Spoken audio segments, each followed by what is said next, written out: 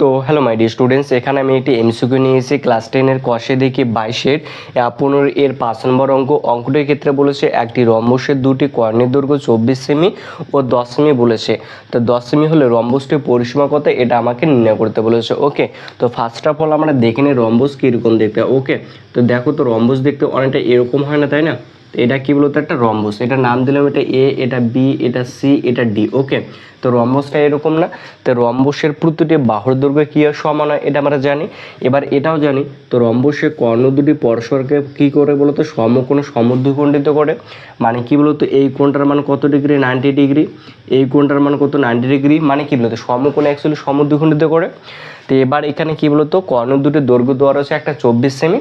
ধর এই কর্ণটার দৈর্ঘ্য কত 24 সেমি, আর এই কর্ণটার দৈর্ঘ্য কত দেওয়া আছে 10 সেমি। ওকে, এবার বলেছে রম্বসটির পরিসীমা কত, তাই না?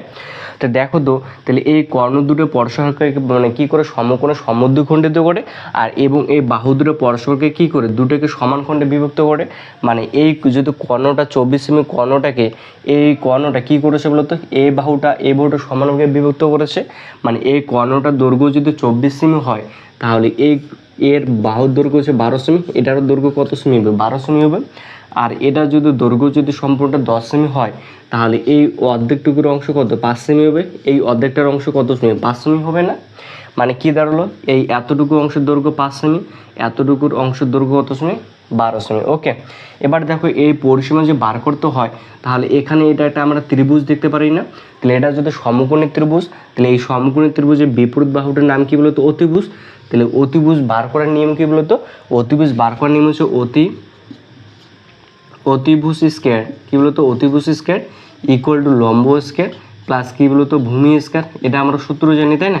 তো লম্ব তোমরা এটাকেও ধরতে পারো অথবা এটাকেও ধরতে পারো, তো যে কোনো তোমার একটা ধরতে পারো। তাই আমি ধরে নিলাম বড়টা যেটা রয়েছে সেটা লম্ব ধরে নিলাম। ওকে, তাহলে এটা কত সেমি দেওয়া রয়েছে, 12 সেমি, মানে 12টা স্কয়ার হবে প্লাস তাহলে ভূমি কত দেওয়া রয়েছে বলো তো, এটা তাহলে এটা 5 সেমি হবে, তাহলে 5 তার স্কয়ার। তাহলে কত হলো, 12 গুণ করলে কত 144, আর 5 গুণ করলে কত বলো তো 25 হয়, মানে কত হলো 169। তাহলে অতি ইকুয়াল টু কত বলো তো, তাহলে অতিভুজ ইকুয়াল টু তাহলে কত হবে 13 হবে, তাই না? তাহলে অতিভুজ ইকুয়াল টু কত হবে 13 হবে। তাহলে দেখো তো, তাহলে এই বাহুটার দৈর্ঘ্য কত গেল 13, তাই না?